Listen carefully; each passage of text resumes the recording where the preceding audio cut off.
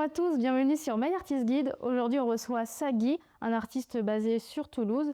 On va être ici pour parler de son parcours, de comment il part de ses projets et comment gère-t-il aussi sa carrière. Je fais le méchant, t'es un gentil gars. De base, on a volé, pillé, fumé la salade. Avant, je bouchais le nez, là, je fais plaider sur le camas. Je cours plus après le bonheur, flemme de taper des sprints. La vitesse pointe à mon Toya.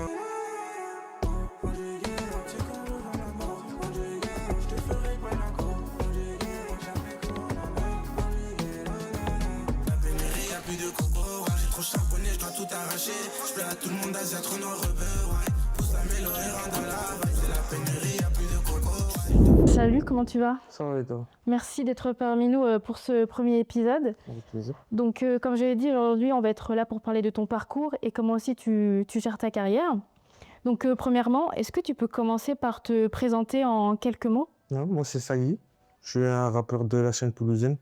Bon, je viens de Carcassonne. Je suis installé sur Toulouse depuis pas longtemps. Et voilà, petit à petit, j'ai commencé à sortir des clips. Je joue au studio avec mon équipe et on essaie de faire ce qu'on fait. Et comment tu décrirais du coup ton univers musical?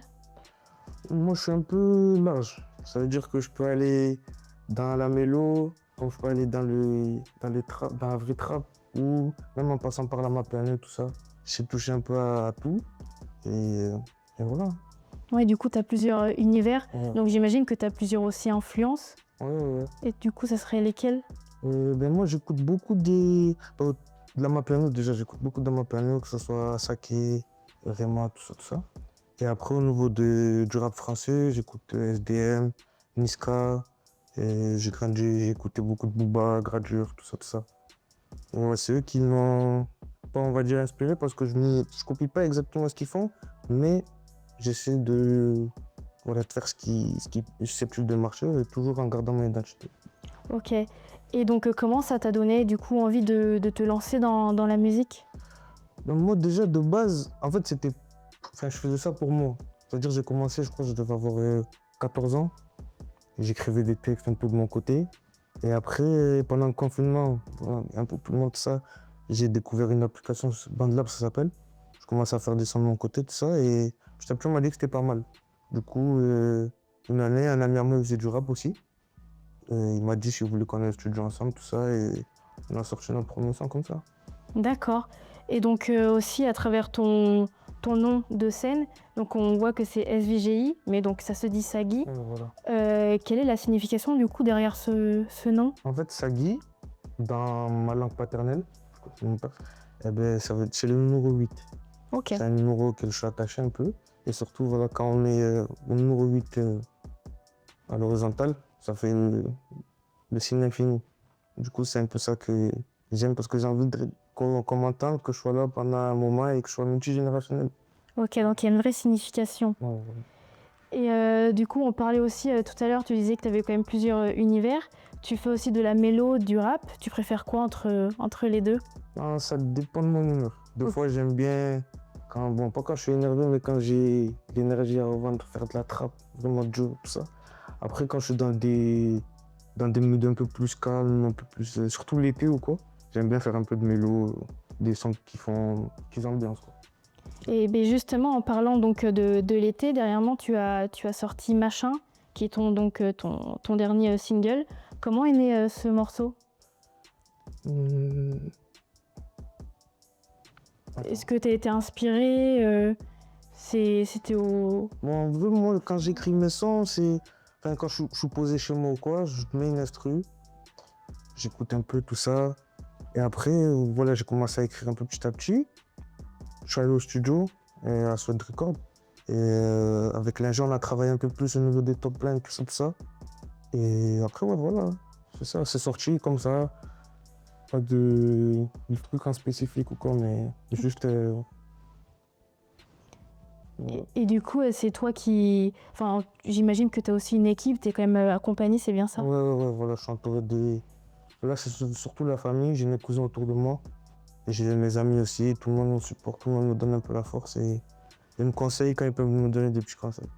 D'accord. Et bien justement, en parlant d'équipe, on a vu aussi que tu as bossé sur plusieurs projets avec Latoc, qui est un réalisateur. Comment vous fonctionnez pour réaliser ces clips?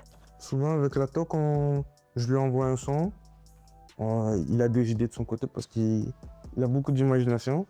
Après, on travaille sur ça, on essaie de mettre en place ce qu'on a envie de mettre en place, tout ça. Et au jour J, on tourne. Et voilà. Ok.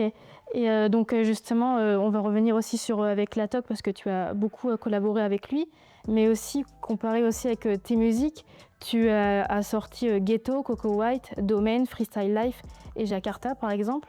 Moi personnellement, j'ai beaucoup aimé ton dernier morceau, mais aussi Domain, mais également Ghetto et le clip que tu as donc fait avec la TOC. Tu poses aussi une ambiance différente que ton style de base.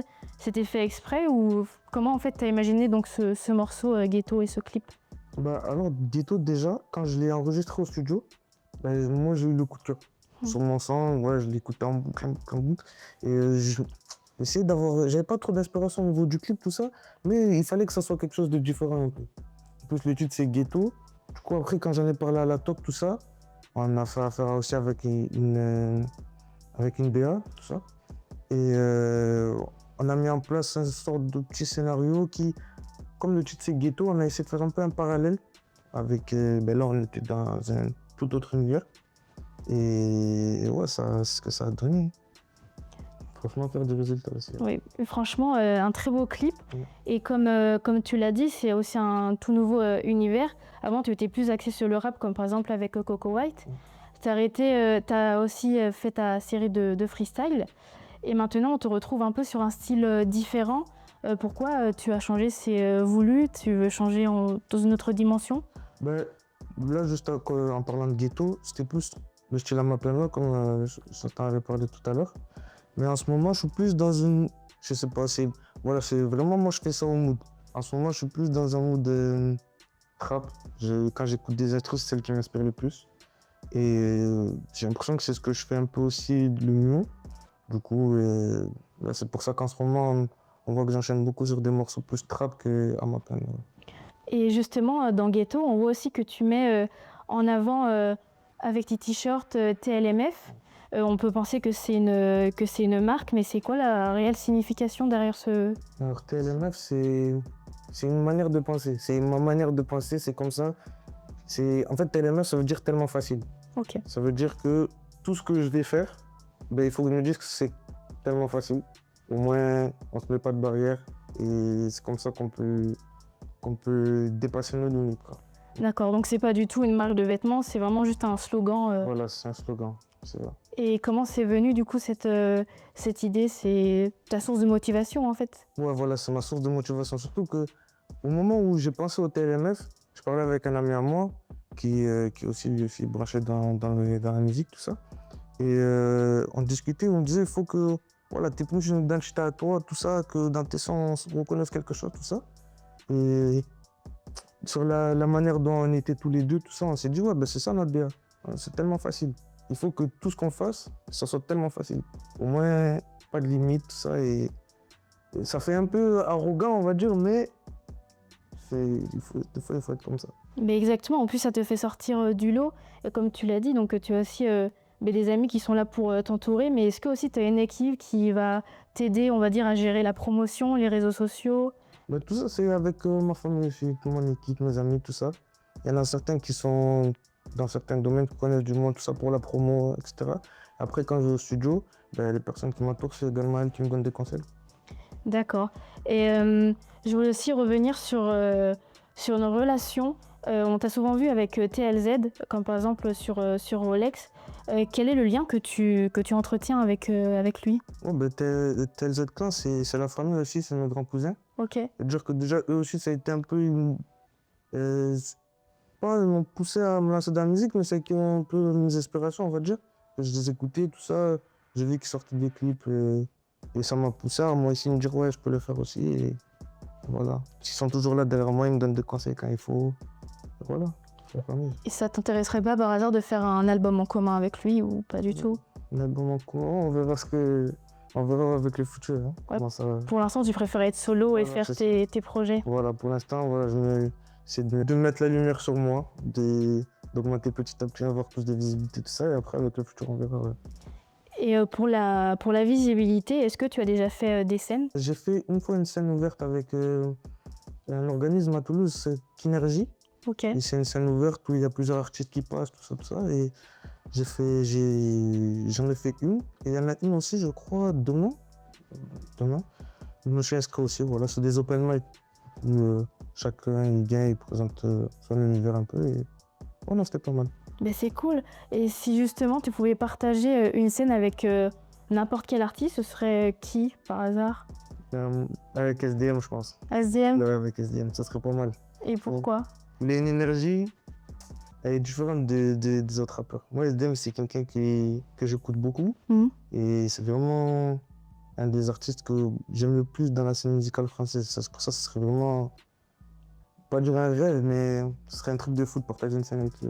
Ben, en tout cas, on te le souhaite. Et donc aussi pour finir, est-ce que tu auras un morceau à recommander aux auditeurs pour apprendre à te connaître, par exemple? Mon dernier morceau, Machin. Ouais. Ouais, mon dernier morceau, Machin, parce que franchement, c'est un morceau, le mood un peu, le thème, le clip, tout ça, on n'a pas fait énormément de trucs, mais l'univers du clip, tout ça, ça peut faire comprendre à tous les auditeurs pourquoi je suis là et ce que je suis venu faire. Très bien. Ben, en tout cas, merci beaucoup pour cet échange. On vous met tous les liens de ces réseaux sociaux et de ces plateformes de distribution dans la biographie. Merci également à KLF qui nous a prêté tous les équipements. Si jamais vous avez besoin d'équipements audiovisuels sur Toulouse, n'hésitez pas à passer par eux et n'hésitez pas aussi à nous suivre sur notre page Instagram MyArtistGuide. On est là pour vous accompagner et pourquoi pas vous recevoir comme Sagi. Merci beaucoup, à bientôt. À bientôt.